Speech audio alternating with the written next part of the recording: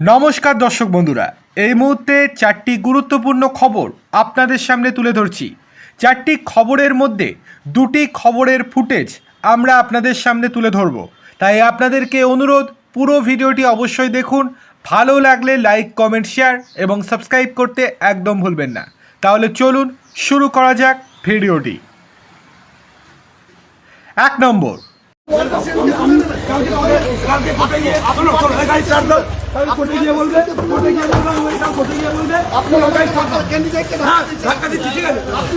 ये देखिए रात के लगभग अभी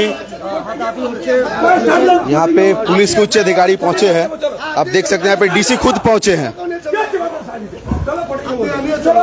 ये आप देख सकते हैं यहाँ पे तृणमूल प्रत्याशी कैलाश मिश्रा यहाँ पे उपस्थित है। कैलाश मिश्रा के साथ डीसी जो है उनके साथ आप देख सकते हैं वीडियो में किस तरीके से डीसीपी के साथ किया जा रहा है।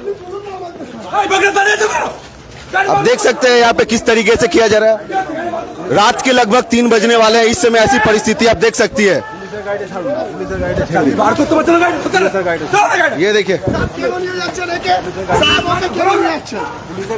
छोड़ो छोड़ो छोड़ो अरे छट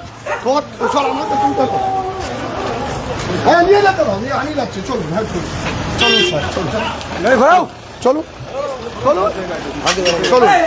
चलो चलो।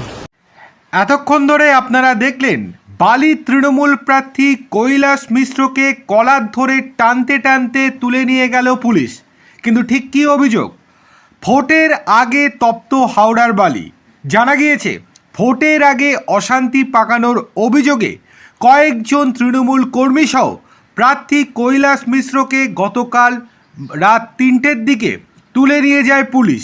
সেখানে কেন্দ্র বাহিনীকে সঙ্গে নিয়ে এসেছিল পুলিশ এবং ডিসি পদমর্যাদার পুলিশ আধিকারিক কোনো রকম কথাই শুনতে চান না তৃণমূল প্রার্থী কৈলাস মিশ্রের। তাকে কলার ধরে কার্যত টানতে টানতে থানায় নিয়ে যায় পুলিশ। আর এতে করে কিছুটা অবাকও হয়েছিল তৃণমূল প্রার্থী, কারণ তিনি এতদিন ভাবতেন হয়তো পুলিশকে যা বোঝাবো পুলিশ তাই বুঝবে, তাদের হয়েই কথা বলবে। কিন্তু বাংলার পুলিশ এখন পাল্টে যাচ্ছে। কেন পাল্টে যাচ্ছে সেটা আমরা দ্বিতীয় ভিডিওতে আপনাদেরকে দেখাতে চলেছি।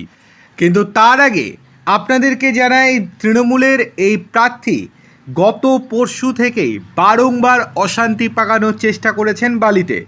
তার কর্মী সমর্থকেরা বারংবার দাবি করতে থাকেন বাঙালিদেরকে বেছে বেছে ধরছে রাজ্য পুলিশ এবং কেন্দ্র বাহিনী। তার এই যুক্তি সর্বৈবই মিথ্যে। বারংবার অশান্তি পাকানোর চেষ্টা করতেই সক্রিয় ভূমিকা পালন করতে শুরু করেছে রাজ্য পুলিশ। নির্বাচন কমিশন থেকে পরিষ্কার ইনস্ট্রাকশন দেওয়া আছে, ভোটে যদি কোনো এলাকায় অশান্তি হয়, সেই অশান্তির খবর যদি পেয়েও রাজ্য পুলিশ মুখ বুজে বসে থাকে, তাহলে সেক্ষেত্রে তাদের বিরুদ্ধে কঠোর পদক্ষেপ নেবে নির্বাচন কমিশন। চাকরি হারানোর ভয় তো আছেই পুলিশের, আর পুলিশও চাইছে যে এই শাসকের বদল হোক। বাংলার অবস্থা যে শোচনীয় সেটা কিন্তু সবার আগে বুঝতে পারে পুলিশ সবার আগে ভালো মতো বুঝতে পারে হাওয়া কোন দিকে, মানুষ কি চাইছে সেটা পুলিশ সবার আগে বুঝতে পারে। তাই এখন পুলিশ যেহেতু বুঝতে পেরেছে বাংলায় হাওয়া পুরোপুরি ঘুরে গিয়েছে, এখন পুলিশ শাসকের বিরুদ্ধে গিয়ে কাজ করতে শুরু করেছে। শাসকের কোনো নির্দেশ, কোনো হুমকিরই পরোয়ানা করছে না তারা। সেই জন্যই গতকাল মাঝরাতে তৃণমূল প্রার্থীকে কলার ধরে টানতে টানতে নিয়ে গিয়েছে পুলিশই।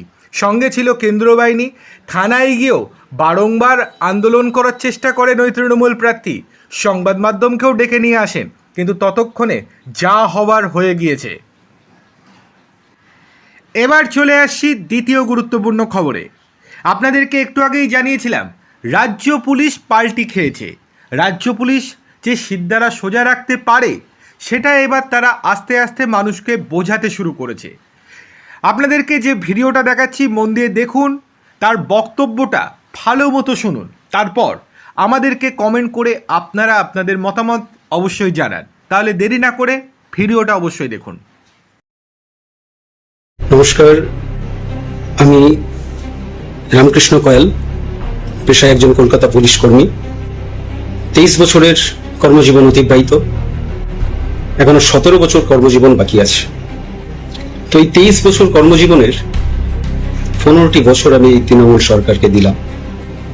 এই 15 বছরে আমি দেখলাম কিভাবে ডিপার্টমেন্টের ইসলামীকরণ হচ্ছে। আমি 15 বছরে দেখলাম কিভাবে প্রশাসনিকভাবে হিন্দুকে, বাঙালিকে মুসলিম হওয়ার জন্য উৎসাহিত করা হচ্ছে। আসন্ন এই বিধানসভা নির্বাচনে প্রথম ফেজের নির্বাচন হয়ে গেছে। সেকেন্ড ফেজের নির্বাচনের এই দক্ষিণবঙ্গের সমস্ত বাঙালির কাছে আমার আবেদন, আপনাদের ভাষায় তথাকথিত চটিচাটা দলদাস একজন পুলিশের আবেদন, আপনারা এমন ভাবে ভোট করুন, ভোট দিন যাতে সরকারের পরিবর্তন হয়। আপনারা শুনলেন একজন পুলিশ দ্বিতীয় দফার ভোটের আগে ঠিক কী বক্তব্য রেখেছেন। তার এই বক্তব্য অত্যন্ত তাৎপর্যপূর্ণ এবং ভীষণই গুরুত্বপূর্ণ। আমরা পুলিশকে সাধারণত চটিচাটা বা দলদাস বলে সবসময় দাগিয়ে দিই, কিন্তু আমরা ভুলে যাই পুলিশের মধ্যেও এমন অনেক পুলিশ রয়েছেন যারা সরকারের বিরুদ্ধে কথা বলতে এখনও নিজের মেরুদণ্ড সোজা রেখেছেন। তাই এই পরিস্থিতিতে দাঁড়িয়েও বাংলার মানুষকে, বাংলার জনগণকে তিনি সিদ্ধারা সোজা রেখে ভোট দেওয়ার জন্য অনুরোধ করেছেন। এবং রাজ্য পুলিশের অন্দরে বর্তমান পরিস্থিতি ঠিক কী অবস্থায় রয়েছে, কতটা শোচনীয় অবস্থা, সেটা কিন্তু একদম সবার সামনে ভিডিও করে তুলে ধরেছেন তিনি। ভোটের আগে এই ভিডিও অত্যন্ত গুরুত্বপূর্ণ। জানা যাচ্ছে এই পুলিশ আধিকারিককে, মানে এই পুলিশ অফিসারকে ইতিমধ্যেই সাসপেন্ডও করেছে লালবাজার। তবে এতে করে কি মুখ বন্ধ করা সম্ভব? বাংলার মানুষ বা বাঙালিরা কিন্তু পুরোটাই বুঝতে পারছে। এখন সবটাই রয়েছে মানুষের হাতে। দ্বিতীয় দফায় কি হয় সেই দিকেই নজর থাকবে গোটা বাংলার মানুষের। এবার চলে আসছি তৃতীয় গুরুত্বপূর্ণ খবরে। বড় সিদ্ধান্ত কেন্দ্রীয় স্বরাষ্ট্র মন্ত্রকের। রাজ্য পুলিশের ডিজি সিদ্ধনাথ গুপ্তের চাকরির মেয়াদ 6 মাসের জন্য বৃদ্ধি করে দিল কেন্দ্রের স্বরাষ্ট্র মন্ত্রক। আগামী 30শে এপ্রিল তার অবসর ছিল। ওই মেয়াদ আরও 6 মাস বৃদ্ধি হয়েছে। রাজ্যের মুখ্য সচিবকে ইতিমধ্যেই চিঠি পাঠিয়ে এমনই নির্দেশ দিয়েছে কেন্দ্রের স্বরাষ্ট্র মন্ত্রক। ভোটের নির্ঘণ্ট ঘোষণার পরই পশ্চিমবঙ্গ পুলিশের ডিজি বদল করেছিল কমিশন। ডিজিপি থেকে, মানে ডিজিপি পদ থেকে পীযূষ পাণ্ডেকে সরিয়ে দেওয়া হয়েছিল। তার জায়গায় রাজ্যের নতুন ডিজিপি হলেন সিদ্ধনাথ। তিনি 1992 ব্যাচের আইপিএস। সেই সঙ্গে বদল করা হয়েছিল কলকাতা পুলিশের কমিশনার, রাজ্য পুলিশের এডিজি এবং ডিজি পদে। এবার রাজ্যের ডিজি সিদ্ধনাথের চাকরির মেয়াদ বৃদ্ধি করা হলো। কেন্দ্রীয় মন্ত্রিসভার নিয়োগ কমিটির সচিবালয় বিজ্ঞপ্তি দিয়ে জানিয়েছে, সিদ্ধনাথের চাকরির মেয়াদ বৃদ্ধি নিয়ে প্রস্তাব দিয়েছিল কেন্দ্রীয় স্বরাষ্ট্র মন্ত্রক।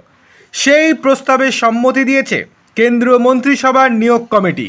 তারা জানিয়েছে, জনস্বার্থে 1958 সালের অল ইন্ডিয়া সার্ভিস আইনে এই সিদ্ধান্ত নেওয়া হয়েছে। কেন্দ্রীয় স্বরাষ্ট্র মন্ত্রকের তরফে সোমবারই রাজ্যের মুখ্য সচিব দুষ্মন্ত নারিওয়ালার কাছে চিঠি দিয়ে নির্দেশ পাঠানো হয়েছে। এবার চলে আসি 4 নম্বর গুরুত্বপূর্ণ খবরে।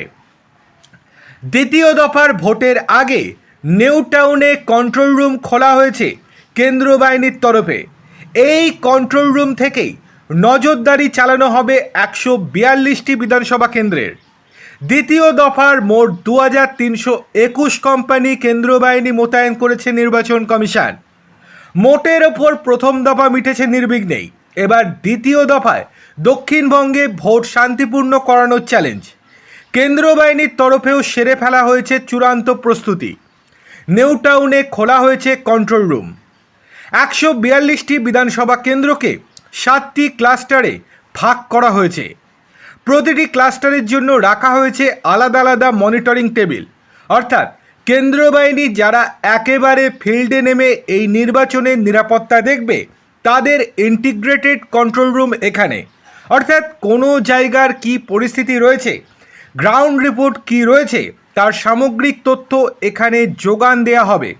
এখানে সমস্ত বিভাগের যেমন SSB, ITBP, CRPF, BSF, CISF এর সিনিয়র অফিসারেরা ভোটের দিন থাকবেন।